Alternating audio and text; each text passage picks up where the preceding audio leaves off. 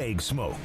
UTSA football coach and a great friend of the show, Jeff Traylor, joins us. Craig Smoak, Paul Catalina, David Smoak on 365 Sports. Jeff, coach, how you been? My great friend. Everything good with you right now? Just counting down the days and need this transfer portal window to close in a hurry, David. You've made this very clear. You've mentioned to us, people want to raid your roster. They want to raid teams in the MAC. They want to raid a lot of the group of fives. Is it every day you have like bam, bam, bam, you have somebody trying to get out or get one of your players? Every starter in my lineup has been approached and hit. And so far we've dodged the bullet, but they're flying. So they're already playing for you, getting playing time for you. Is this all NIL? Yes, sir. It's just, pay for play. And it's the way of the new world. And you got to have NIL. You got to be able to match it or decide to let them go. And I really love my kids. And we're fortunate so far. We lost 2 in December that I think will both be starters and do a great job for the programs they chose to go to. But this time around, we haven't lost anybody yet. So we'll see what happens, Bubba. Coach, with the way that college football is changing and you've got the power conferences trying to, especially the SEC and Big Ten, trying to change what they do and how much they get and kind of a land grab as it goes, where do you have to fight? Like you mentioned the transfer portal already, but where is the place where you can find comfort in the G5 level with being able to get the talent that you want and the talent that you need to win games and attract kids to those schools? Like, how do you have to navigate what is really difficult right now? Well, I just think you got to set your eyes on what's most important, right? Which that's winning your conference championship. So we've got to get that done. We've accomplished that 2 of the 3 years of the transfer portal. We pretty much, conquered Conference USA. We are in the ACC now. And so you got to get Tulane, Memphis, SMU, South Florida. Well, luckily, I couldn't beat SMU recruiting. They were doing too great of a job with their NIL plan. They were way ahead of us. And luckily, they got, moved to the ACC. I said ACC, well, we're in the AAC. They got moved to the ACC. I apologize. Then you look at what happened with Memphis here recently with FedEx, $25 million over the next 5 years. I'm like, good Lord, I'm not going to beat those guys. And then obviously the history Tulane has. South Florida has really upped their NIL game. We just got to target those schools. And obviously we went 7-1 last year, but we didn't get Tulane on the road. That's just my common sense speaking. Obviously I can't shoot for Big 12 and ACC, SEC, Big 10. We don't have that kind of budget. But I've got to make sure we are very competitive in our own league. As you know, there's ideas flying left and right nowadays about what to do in the future with any variety, any number of things. There was the story from a couple of days ago about, a G5 playoff and an opportunity for G5 schools to, play for a different style of championship. I'm not sure if you got to see that or not or caught wind of that, but what are your thoughts on the G5 trying to at least prepare itself for a pivot if necessary, or trying to focus on drumming up something that creates extra interest and something for G5 teams to shoot for outside of the basic national championship? I haven't given it much thought. I'm just not much into conjecture and speculation. I told y'all a million times. That's what's so wonderful about you guys. I love y'all for it. Y'all are great at it. Y'all keep it going, and that's why we got y'all. It's why sports so wonderful. But it's just for a coach to dive off into that world. Hell, I don't know how anybody has the time to look up. To think about all that nonsense. I just got to try to win my games I got right now. I'm not trying to duck your question. No, I got you. I have not given it a moment's thought. Well, let me ask you this. With what UTSA has committed since you arrived and then had the success, committed to trying to bolster the facilities, perhaps bolster NIL, and other schools in the group of 5 who are trying to build bigger, better, faster places. Do you do that if you're not going to compete for the big boy title? Is that going to then cease to exist? It's a great question, David. I mean, luckily, we've really gone fast. I mean, we've only been playing football for 13 seasons, competitively. We've got our facilities up to par now. We've got our operations budget at least competitive, recruiting budget competitive, nutrition, strength staff getting more competitive by the day. We've had some real boosters step up. I mean, some large donations here in the last couple of years. Very grateful for Harvey Najim, Bill Greasy family, and many, many more. If I started naming the list. Well, now, so here I am. I developed all those relationships, and these guys have helped me tremendously. And now I'm going back to them. I also need your NIL money as well. And it's just tough on me in a new program. I hate that for my boosters. And they're having to carry a heavy burden right now. And we've got to figure out a way to get it licked. And I spend as much time fundraising as I do recruiting. And just because I got to get more people on board to help my kids. And once you get to know our kids, it's impossible not to love them. And you want to help them more. And we have increased ours. We're getting more competitive in the NIL frame. But we're just not to what FedEx did to us in Memphis in $25 million in 5 years. Mm-hmm. We're going to need a miracle from somebody, to step up and help us like that to stay competitive. When you mention recruiting budget, does that include the travel of your coaches, visits from incoming potential recruits, and does that now include NIL, or is that a separate budget? No, it's a separate budget. I mean, NIL is still separate. From the universities, we can facilitate, but we can't pay directly. So, when you're talking about recruiting, we can bring in 70 official visits. Well, then you've got to have the money for 70 families to come in for, 2 or 3 days. Hotels, meals, you got to get all that budgeted for. You got to have money budgeted for all your coaches to go on the road recruiting. Well, when we got here, we were at the top of Conference USA in some of those categories after some, hustling on some gifts. And now that we're in the AAC, we've got to get up to the top of that league. And now you're back in your boosters with more because you got to, the official visits used to be 56. Now they're 70. That's 14 more visits you got to have budgeted for. And, poor Dr. Conopos, she's not just taking care of me. She got to take care of those other 17 sports in our program. So luckily for her and I was an AD for 15 years. So I do know the multiple hats she wears. But I've got to be pushing for football, unfortunately. But I am sympathetic to her plight for all the programs in our school. Coach, how would you, as someone who now has experienced this for a couple of years, change the structure so that coaches can coach and recruit and do more of that, and then the fundraising and those things can be differently? Would that mean revenue sharing makes that easier because then you have stuff that's built in, and then NIL can just be what it's supposed to be, which is, if this kid, somebody at a car dealership wants to have your quarterback, endorse their cars, they can go do that. It's a super question. I mean, I've kicked it around. I've thought through that quite a bit, honestly. Do you start, to school our size? Do I trade in 2 analysts and get 2 full-time NIL fundraisers? That just help me do that around the clock, that's their jobs. Kind of like a recruiting coordinator, kind of like a nutritionist, strength guy, academic stuff. You have just NIL where that's all they do. And I really don't know the answer. Obviously, you'd like it to be just the universities part of it, but I just, with antitrust, I'm afraid it's going to be free enterprise forever. So what do you do when your best defensive tackle walks in and he needs this much more to stay? I don't know. I know what I'm going to do. I'm going to find a way to keep that rascal. So we just got to figure out a way to get it all. I don't have the answers, and I know I should. I just don't. I just know I'm trying to win today. I got 5 days left, and I'll sleep a little better in 5 days, hopefully.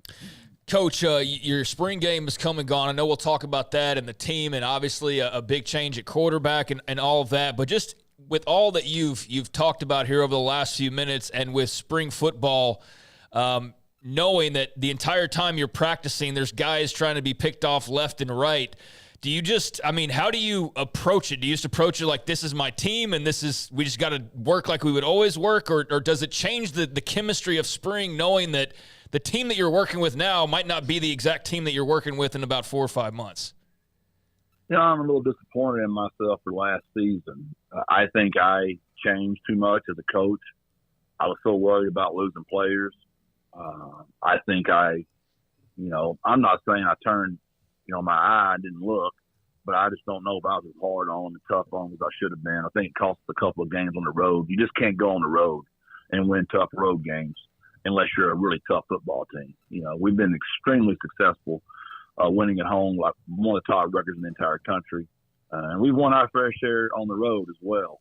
But last year was the first time I thought we didn't go get a tough road game in Houston, a tough road game in Tulane. I was just disappointed with the turnovers we had and the lack of turnovers we created. And I just told my team, I felt like I let them down. I wasn't going to do that again this year. I didn't want anybody to leave. If they leave, they leave. But I'm going to coach the way I've always coached, which is a more old-fashioned, physical, tough style of ball. And we went back to it. We padded up every day we could this spring. We got after it now. We had a really physical, tough, and we're going to have a good football team if I can keep my team. Jeff, you played against Texas, what was it, a couple of years ago? I know you have them on the schedule. You coached there. So you've been at a place that had all the money they ever needed, all the facilities they ever needed. What is the difference winning there compared to you winning at UTSA? Oh, it's not even close. What I've told everybody, Mac didn't cheat. Charlie didn't cheat. Tom didn't cheat. And Sark walked in at the perfect time. It's legal to pay players now. And they've got the most money. And Sark has done a fantastic job of evaluating talent. And they're getting the right players right now. They have one of my very best players, Trey Moore. He led the country in sacks. He's playing for Texas now. And we'll do a great job for Sark. Trey's a wonderful kid. And he played his way out of UTSA and played it right to Texas. So it's just not the same. Like when we played them 2 years ago, we were with them all the way to the fourth quarter. The talent level has really changed drastically in 2 years just because of the way the game has changed. I'm going to ask you this because I've seen you fight, scratch, and claw all your way up to as a coach, and then what you did at Gilmer and what you're doing at UTSA. When you watch the players you have, with who you have available and what you have to offer, and you see them fight like you did a couple of years ago or in a game where they're just like right there on the edge, whether you win the game or not, what kind of emotional pride do you have watching them compete? Well, let's just talk about it. I mean, I know I'm going to sound like I'm being arrogant, but I'm really bragging about UTSA. And when I say Memphis, SMU, Tulane, East Carolina, and then you throw UTSA in there, and there's a lot of people picking us to win that league or be up there again, it gives me great pride. This is an amazing city. I have great thankfulness for President Amy, Dr. Campos, for giving me a chance. And if you knew our people here in San Antonio, just how humble and grateful they are, like I am their coach, and they love the Roadrunners. It just gives me great pride that I know those people are just really freaking proud of what we've done. And I just still think, even though we won 9 last year and won our bowl game, I just think there was 2 of them out there we let get away. And those are the ones that always bother you, David. Mm-hmm. But yes, I'm extremely proud that when we go down, it's always a fight. Now, Tennessee got after us pretty good early. It was 31-0. We rallied to get 31-17. That's probably the only time we haven't rallied all the way back. Our first year we were down to Tech by 17. We came back and won that game. Very next year we're down to Memphis by 21. Came back and won that game. Very next year we're down 27 to UTEP. Came back and won that game. And then last year we're down 31-0. I said, well, here we go, boys. Y'all, every year y'all just made a bigger comeback. This was going to be a hell of a story when it's finished. And we scored 17 in a row. And I'm like, man, we about to shock the world here. And then they went ahead and beat us 45-24, whatever it was. But it was a hell of a story for a little while, David. But then in our bowl game, we were down 14-0 to Marshall, and my kids rallied again. They just won't go away, man. They're amazing kids, and really proud to be their coach. Were you that kind of player? I was so bad, I would have never came back from 31-0. But I played that hard, and I thought I was really good until I got to Stephen F. Austin State University. You know, I was that old big fish in that little bitty pond. When you're in Gilmer, there's not a lot of people there, David. And when you go to Stephen F. Austin, you know, there's people in Houston and Dallas. I'm like, whoo, Jiminy Cricket. These guys are a lot better than me. I got a question for you, and I know Paul and Craig have a couple more. We do appreciate it, man, every time you're on, Jeff. But the national championship format, I don't think there's any doubt in my mind that you will put UTSA in that format one day, whether it's this year or whenever it is. The group of 5 representative will be the Roadrunners, Jeff Traylor, the head coach. So that's great, and that would be an amazing feat. But what about having to win not just one game, but multiple games along the way? Can you try to explain that attrition for a school your size, or at least a roster and program like that? Yeah, well, it'd be fun to give it a heck of a try. Yeah. There's no doubt about it. But, you know, you got to go on the road. Whoever makes it, whether that's us, Tulane, South Florida, Memphis, whoever that team is they decide to take, you got to go on the road.